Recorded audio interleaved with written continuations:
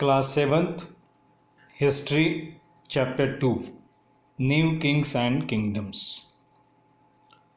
In this chapter we will study about the main point what we will learn in this chapter is new kingdoms in North India, tripartite struggle for Kannauj, administration in North India, society and economy in North India, Turkish invasions, Cholas, Chola administration and agricultural expansion.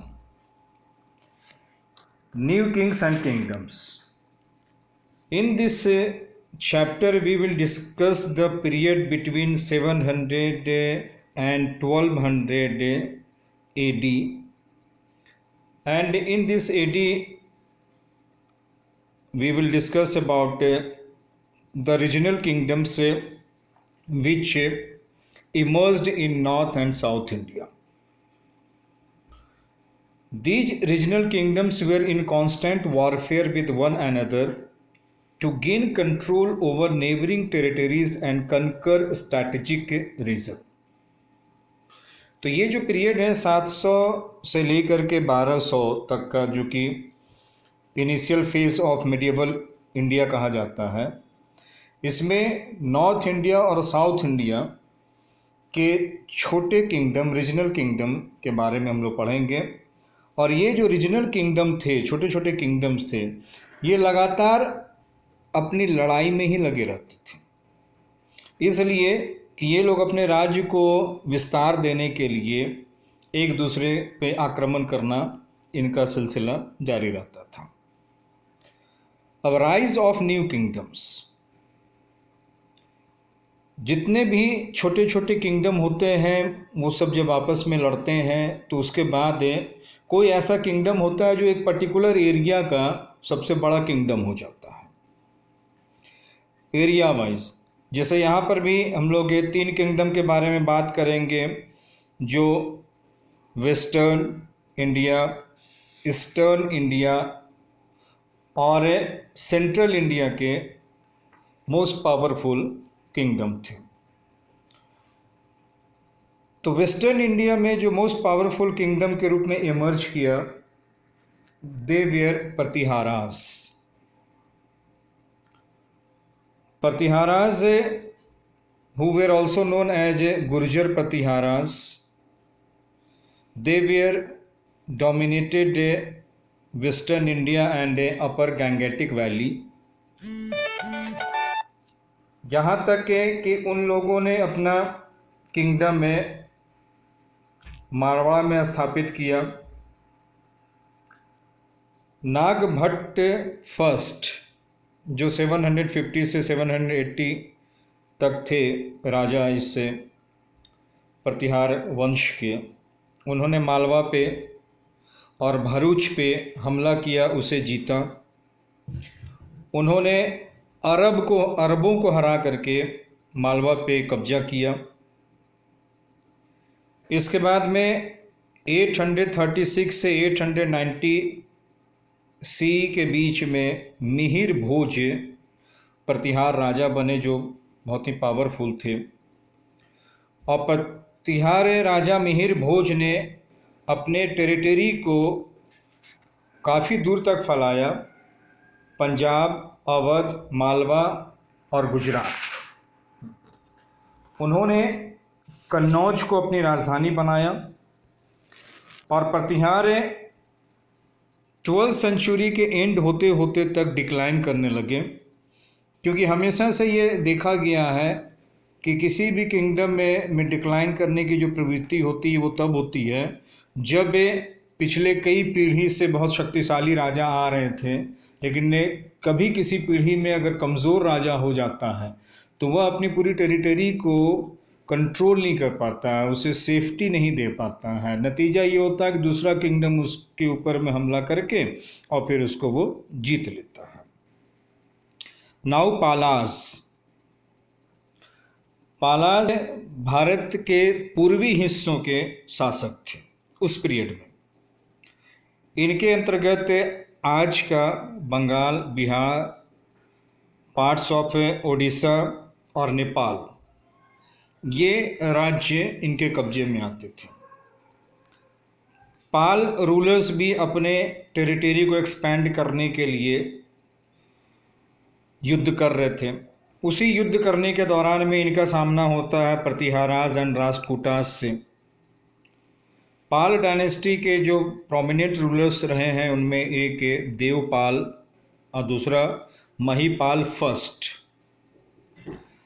Pal dynasty के अंतिम ruler हुए हैं रामपाल, जो कि 1082 to 1124 तक शासन किए थे। रामपाल के बाद में धीरे धीरे यह किंगडम में डिसइंटीग्रेट करने लगता है, क्योंकि बाहर से खिलजी उस समय तक भारत में आ गया था 12वीं सेंचुरी में, और वह आक्रमण कर रहा था। इसलिए शक्तिशाली राजा न होने के बाद में, रामपाल फर्स्ट के बाद में शक्तिशाली राजा न होने के कारण से वे लोग खिलजी इन्वेजन को झेल नहीं पाए और वह डिसइंटीग्रेट कर गया, टूट गया। Third one was Rashtrakutas. Rashtrakutas मुख्य रूप से सेंट्रल इंडिया में थे और साउथ इंडियन यानी डेक्कन रूलिंग डायनेस्टी के पार्ट थे वो लोग। Rashtrakutas were the part of the independent ruling dynasty in Deccan. लेकिन जब दक्षिण का वह राजवंश कमज़ोर पड़ा तो राष्ट्रकूटास ने अपने आप को इंडिपेंडेंट घोषित कर दिया और ये सेंट्रल इंडिया में मौजूद थे। मुख्य रूप से ये महाराष्ट्र का जो हिस्सा है वहाँ पर इनका डोमिनेंस हुआ करता था। दांती दुर्गा जो 752 से 756 तक शासन में थे and he was the founder of the Rashtrakutas. Rashtrakutas उनके शासनकाल के दौरान में, हालांकि उनका शासनकाल छोटा था, लेकिन उनके शासनकाल के दौरान में राष्ट्रकूटास ने चालुक्यास, जो दक्षिण भारत के वंश थे, राज्य थे, उनको हराया उन्होंने। इसके बाद में राष्ट्रकूटास ने अपनी राजधानी मालखेड, जो वर्तमान में कर्नाटक के राज्य के गुलबर्ग जिला में स्थित है, वहाँ पर उन्होंने अपनी राजधानी बनाई। But they were known to be able administrator and excelled militarily. बहुत अच्छा एडमिनिस्ट्रेशन था उनका, मिलिट्री भी काफ़ी बेहतर थी उनकी। और राष्ट्रकूटास की लड़ाई पालाज और प्रतिहाराज से हुई थी। इसके अलावा राष्ट्रकूटास को दक्षिण भारत के राज्य पल्लवास से भी उनको लड़ना पड़ रहा था, युद्ध करना पड़ रहा था। 10वीं सेंचुरी आते आते तक राष्ट्रकूटा डायनेस्टी डिक्लाइन करने लगी। एक और इस पीरियड में, first part of medieval period में, एक और प्रोमिनेंट कम्युनिटी था, वो था Rajputs. The rise of the Rajputs. Rajput शब्द का मतलब होता है सन ऑफ द रूलर, यानी राज करने वाले का पुत्र। राजपूत को वो क्षत्रिय ओरिजिन के हैं और राजपूत दो ग्रुप में बटे हुए हैं। सूर्यवंशी, जो कि सूर्य के वंशज हैं, एंड चंद्रवंशी, जो कि मून के वंशज हैं। The Rajputs played a significant role in North India during the 9th and 12th century. करीब 400 सालों तक इनका बड़ा ज़बरदस्त भूमिका रही नॉर्थ इंडिया में, और उस समय में कई राजपूत वंश नॉर्थ इंडिया में थे, लेकिन उनमें जो एक बहुत ही प्रमुख most emerged as the most powerful Rajput clan, they were Chauhans, जिनको कि शाहमानास भी कहते हैं। और चौहान किंगडम में भी जो मोस्ट पावरफुल रूलर हुए थे वो थे पृथ्वीराज चौहान। तो ये 4 group, Pratiharas, Palas, Rashtrakutas and Rajputs, they were the basic rulers at the first part of the medieval India from 700 AD to 1200 AD। अब इसमें एक इम्पॉर्टेंट पार्ट है इस पीरियड में, और वो है ट्रिपार्टाइट स्ट्रगल फॉर कन्नौज। कन्नौज जो कि हर्षवर्धन के समय में राजधानी बनी थी और प्रतिहाराज के कब्जे में था। प्रतिहाराज ने भी कन्नौज को राजधानी बनाया था, और उसको लेकर के, चूँकि वो बड़ा संपन्न शहर हुआ करता था, तो उस कन्नौज को लेकर के प्रतिहाराज, पालास एंड राष्ट्रकूटास के बीच में लड़ाई होती रही। और ये कहा जाता है कि ये करीब 100 वर्षों तक कन्नौज को लेकर के ये तीनों लड़ते रहे थे। Kannauj was situated near the banks of the Ganga river. Many regional kingdoms wanted control of Kannauj. Kannauj was a flourishing city since the times of Harshavardhana. और गंगा नदी के किनारे होने की वजह से इसका एक एडवांटेज था कि ट्रेड और एग्रीकल्चर के लिए ये काफ़ी बेहतर माना जाता था। यहाँ तक कि हर्षवर्धन की मृत्यु के बाद भी कन्नौज का सिग्निफिकेंस कम नहीं हुआ और रीजनल किंगडम में उसको अपने कब्जा में करना चाहते थे। And the 3 main kingdoms of Pratiharas, Palas and Rashtrakutas got engaged in a tripartite struggle to conquer the city of Kannauj. Kannauj शहर के ऊपर अपनी जीत हासिल करने के लिए ट्रिपार्टाइट स्ट्रगल यानी तिहरा संघर्ष चला था प्रतिहार, पालाज एंड राष्ट्रकूटास के बीच में। The conquest of Kannauj was essential for political supremacy in north and central India. It also enabled the control of the fertile Gangetic valley. तो इस पे कब्जा करना इसलिए भी ज़रूरी था क्योंकि ये यहाँ से पूरा गंगेटिक वैली जो उस समय का मोस्ट फर्टाइल लैंड हुआ करता था, उसको अपने कब्जे में रखने के लिए यह ज़रूरी था कि आपको कन्नौज के ऊपर में कब्जा जमाना होगा।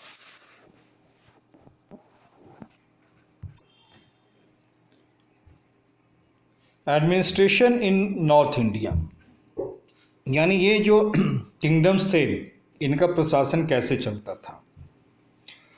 The king held supreme authority, और किंग की मदद के लिए एक काउंसिल ऑफ मिनिस्टर्स होते थे।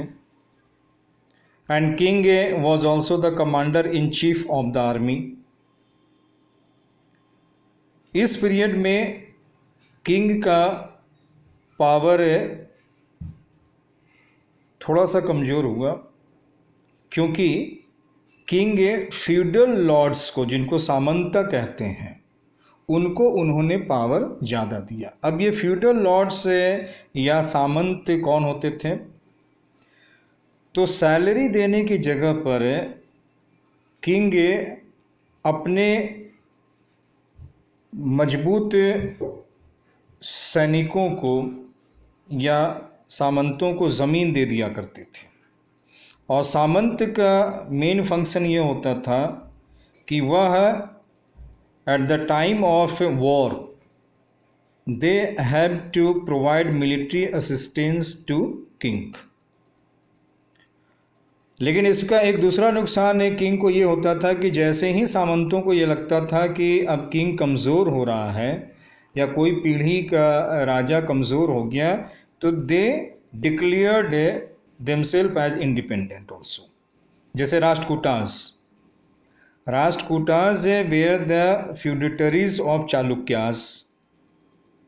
लेकिन जैसे ही दांती दुर्गा ने चालुक्यन किंग कीर्तिवर्मन को हराया, उसके बाद में उन लोगों ने अपने आप को इंडिपेंडेंट घोषित कर दिया।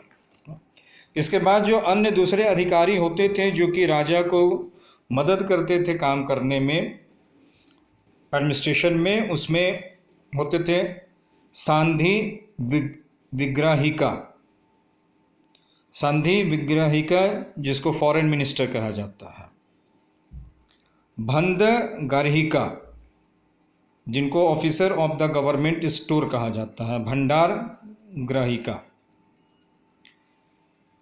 तीसरा कोट्टापाला, इंस्पेक्टर ऑफ फोर्ट्स यानी किला का इंचार्ज।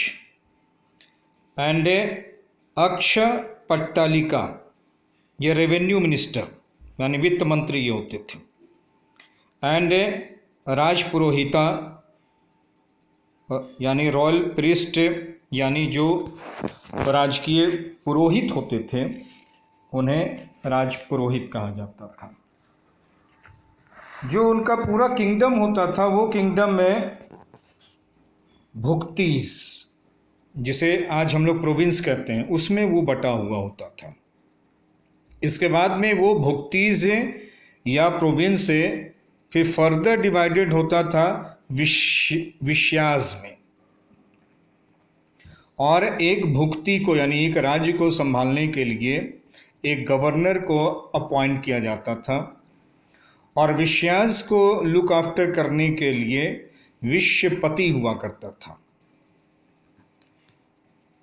उस एडमिनिस्ट्रेशन में village was the smallest unit that was looked after by grampati और विलेज हेडमैन। विलेज का अपना एडमिनिस्ट्रेटिव सेटअप होता था, और उस पूरे एडमिनिस्ट्रेटिव सेटअप को विलेज हेडमैन देखा करता था, और वह अपने डे टू डे एडमिनिस्ट्रेशन के लिए कुछ ऑफिशियल्स को अपॉइंट करता था। तो this was the practice of administrative system in first part of medieval India. Now, how was the society? What was the setup of the society? So, society was based on the caste system. Kshatriyas and Brahmanas enjoyed the highest position in society. Kshatriyas were a warrior class that ruled over the kingdom. क्षत्रिय यानी राजपूत वह योद्धा class में आते थे और वही kingdom के ऊपर शासन भी करते थे। ब्राह्मण का काम होता था कि उन्हें पुरोहित के रूप में, पुजारी के रूप में काम करना होता था, और धार्मिक मामलों में वो राजा को सलाह देते थे। तीसरा वर्ग था वैश्यास का। वैश्य ट्रेडर्स और मर्चेंट हुआ करते थे, who played an important role in the city administration. और चौथा वर्ग था शूद्रास का। शूद्रास बाकी जितने भी कार्य होते थे वो शूद्रास को करना पड़ता था, शूद्रों को करना पड़ता था, और उनके पास में बाकी तीन वर्ग की तरह के अधिकार नहीं होते थे। अलबरूनी जब भारत आया था तो उसने अपने किताब तहकीक हिंद में कास्ट सिस्टम के बारे में लिखा है, और अलबरूनी ने एक नए वर्ग के बारे में भी लिखा है जिसका नाम था Kayastha. Kayastha who performed a clerical work and were mostly book keepers. महिलाओं की जो स्थिति थी वो थोड़ी कमज़ोर थी। सती और चाइल्ड मैरिड उस समय में प्रैक्टिस में हुआ करता था। Now economy, what was the economical condition at that time? The two main occupations were agriculture and trade. The regional kingdoms of this period had trade contacts with Southeast Asia, China, the Mediterranean, the Western world. उस समय जो मुख्य items trade किया जाता था उसमें spices यानी मसाले, प्रीसियस स्टोन्स यानी महंगे पत्थर, और टेक्सटाइल कपड़ा। हॉर्सेज इंपोर्ट किया जाता था, क्योंकि अरब के जो हॉर्स होते थे वो काफ़ी अच्छे माने जाते थे, तो उन हॉर्सेस को, उन घोड़ों को भारत इंडियन सब कॉन्टिनेंट में इंपोर्ट किया जाता था। ट्रेड गिल्ड्स और श्रेणीज।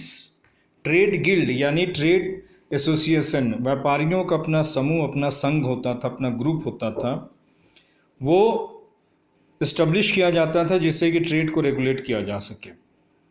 The Sristins or member of the trade guild held an important position in the city administration as well. तो सिटी एडमिनिस्ट्रेशन में गिल्ड के जो मेंबर होते थे उनकी भी एक भूमिका हुआ करती थी।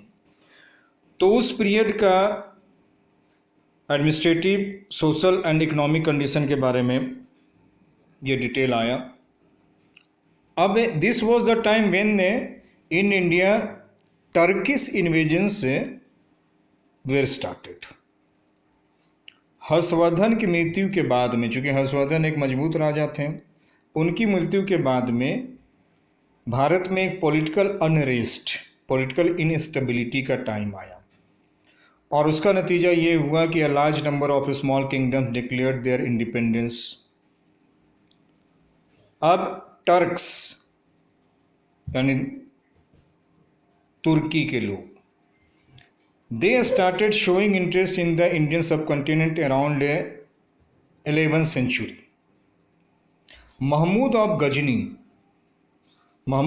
गजनी वह भारत के वेल्थ के बारे में और भारत की अमीरी के बारे में सुना हुआ था।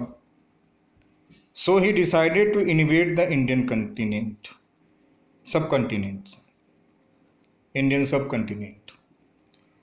between 1001 AD and 1027 AD, Mahmud raided India 17 times, 17 बार 1001 से लेकर के 1027 के बीच में महमूद ने 17 बार भारत के ऊपर में आक्रमण किया और मुल्तान, पेशावर, कांगड़ा, थानेश्वर, कन्नौज, मथुरा, ग्वालियर, सोमनाथ, कश्मीर और पंजाब के ऊपर उसकी जीत हुई। लेकिन महमूद भारत पे शासन नहीं करना चाहता था। उसका एकमात्र उद्देश्य यह था कि भारत से वो ज़्यादा से ज़्यादा वेल्थ बटोर करके ले जा सके।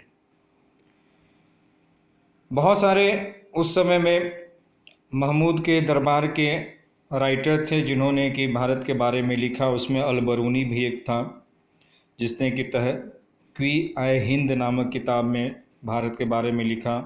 फिरदौसी ने शाहनामा लिखा था जो कि महमूद ऑफ गजनी की बायोग्राफी है। उसमें उसने उस इन्वेजन के बारे में और भारत के रिचनेस के बारे में और भारत के सोशल इकोनॉमिक कंडीशन के बारे में लिखा।